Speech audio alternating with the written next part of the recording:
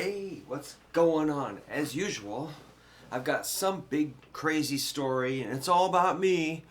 Uh, well, no, this is about you and chords and a little bit about my book. I'll tell maybe a little story. Um, I'm gonna show you some chords that I drew out on.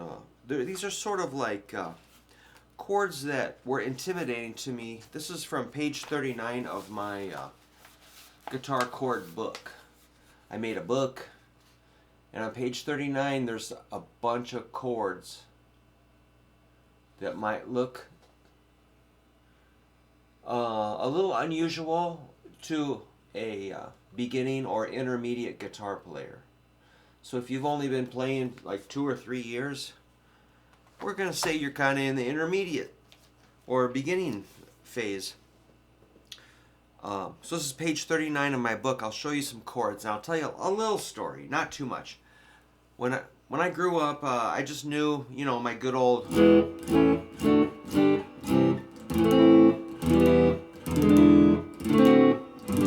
normal chords down there, and then I moved up to bar chords.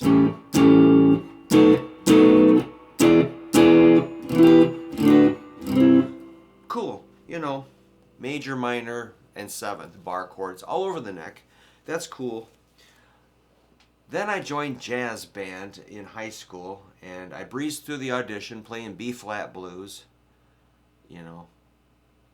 And now, when I got my sheet music for guitar, the guitar part of in jazz band, I had no idea. In fact, I just sort of flopped and just stopped showing up because I had no idea what to do. So, and there was no instruction or anything. There was no diagrams. So like a major seventh or a diminished or maybe I could play a few things, but like a minor 7 flat 5, no way, or an 11th or something. I had no idea. So that was my first attempt at this kind of chord I'm going to show you in a little bit. And second time, I was in my dorm room in college, and a guy burst in. He was real excited. He wanted to jam. He wanted to play, and he knew these kind of more complicated chords, and he was kind of like insisting that I play him right now, and I'm like, I don't know these. And so that was a weird experience. So I had a couple of sort of negative, weird experiences with these chords, probably a few.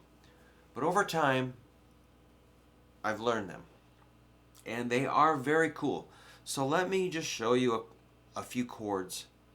And we're going to go slow and calm, and there's no, my experiences were negative, and I'm going to try and make a positive experience. So that's what I do, is take things that bothered me and try to fix them for other people so they don't bother you. So the first one I'm going to do is major 7. This is a G major 7. I'll give you a quick little demo.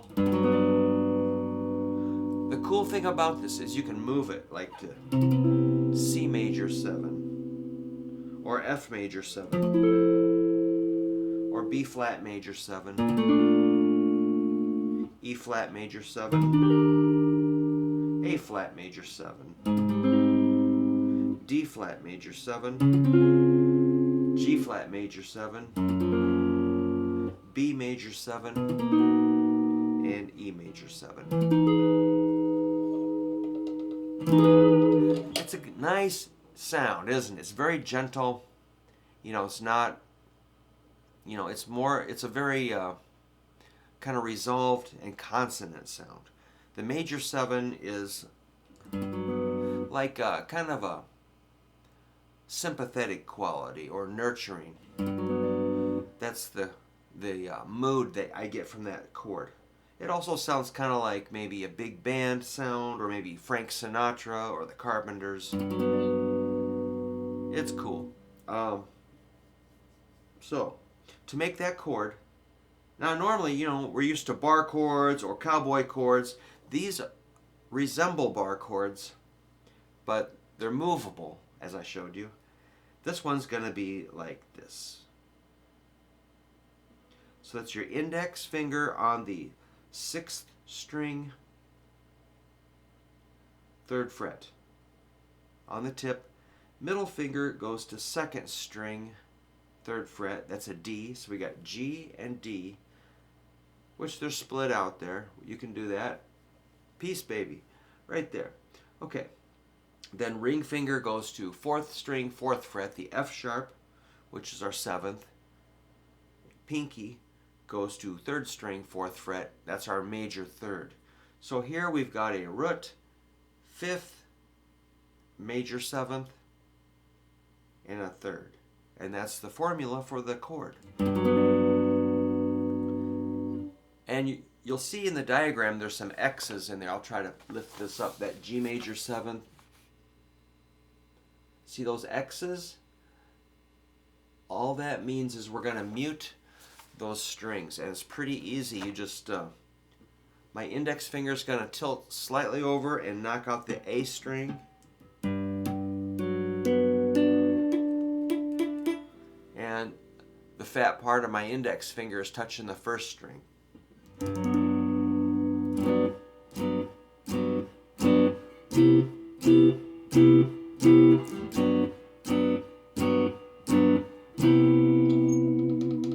Okay, what I was doing there was something called comping, where I strum, then relax my left hand slightly so the notes,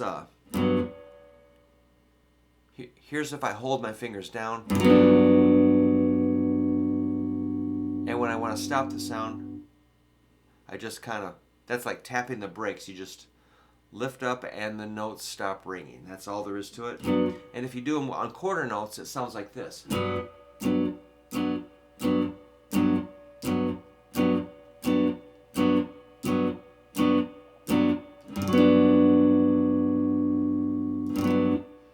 Cool. Maybe we'll do the 1st row. So that's major 7th. No rush. Everything's cool. The 2nd chord is a G7. In tablature language, it'd be a 3-3-3-4 or 3-3-4-3. That's a G, F, B, D.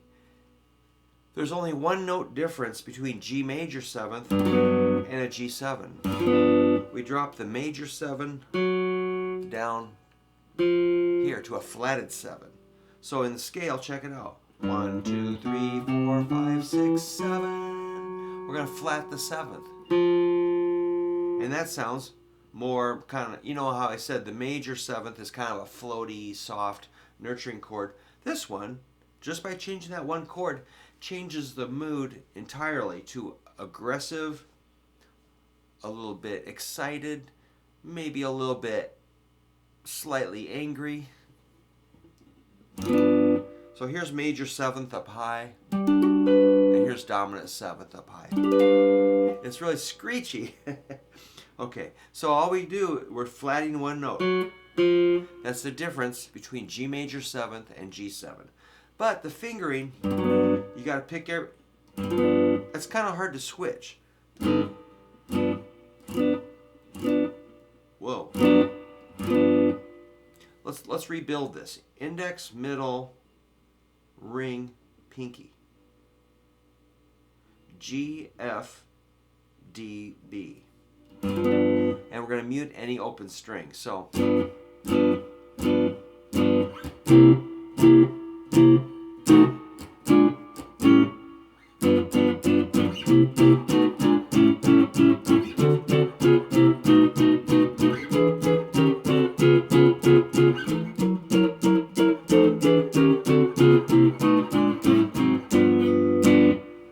That's a dominant 7th chord.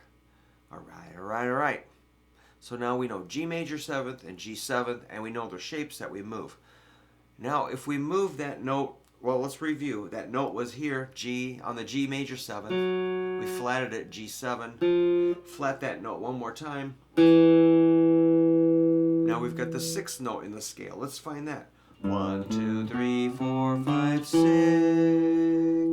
It's an E note. So if you add an E note to a G major chord, you've got a G6. And that's going to be middle, index, ring, pinky, 3, 2, 4, 3. That's a G, E, B, D. And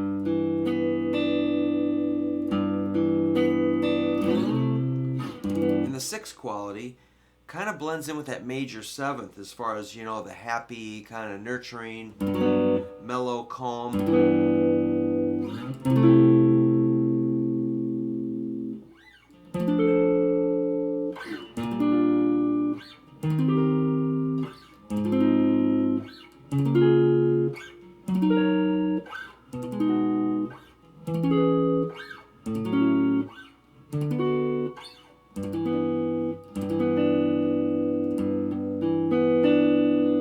So that's a G, E, B, D. Sixth chord.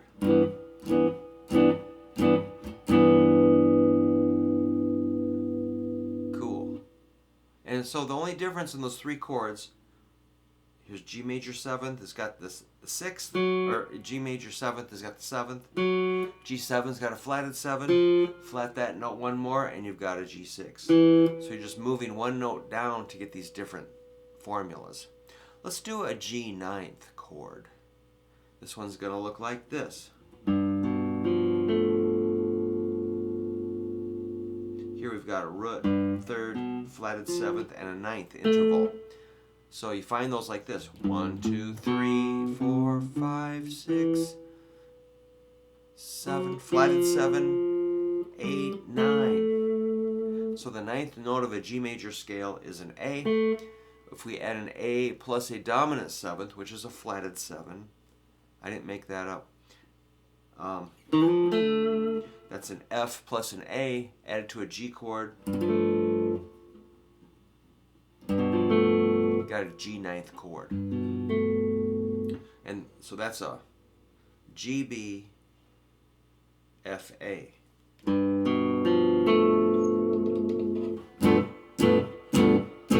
And these kind of blend in with dominant seventh chords. So if you do a G7 to a G9, they're really closely related. In fact, a G9 is just a G7 adding a ninth interval. Now let's do a G minor 7. You might know bar chords like this, but for like a jazz band, sometimes it's just too much information. You don't need so many notes. It's just kind of like the equivalent of shouting.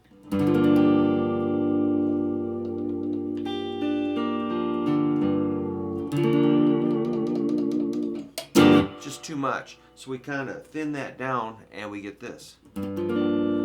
Slightly more elegant, a little bit easier too. So a G minor 7's got a root, flatted third because it's minor, a fifth, and a flatted 7. G minor 7. So that's all on the 3rd fret, middle fingers on the 6th string, 6th string, 3rd fret, ring finger lays flast, new word. Ring finger lays flat on the 3rd fret, on the 4th, 3rd, and 2nd strings.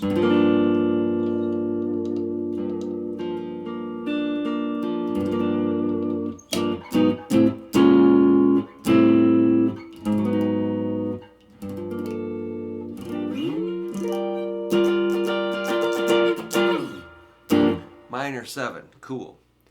So if you dig this, if I'm helpful at all, you know, you can only take so much of this before you can only take so much information. But, so this is on page 39 of my book. Why it's called Guitar Chords.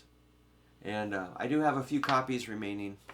I can send you one if you're interested. You can email me at hooverguitar@yahoo, or I'll put a link in the description here. So if you've never played those chords, just give them a try, and remember they're movable. So not only are you learning some G chords, you know, that minor 7, G, G sharp, A sharp, B, C, C sharp, D, D sharp, E, F, F sharp, G. Whoa. Hit the button there.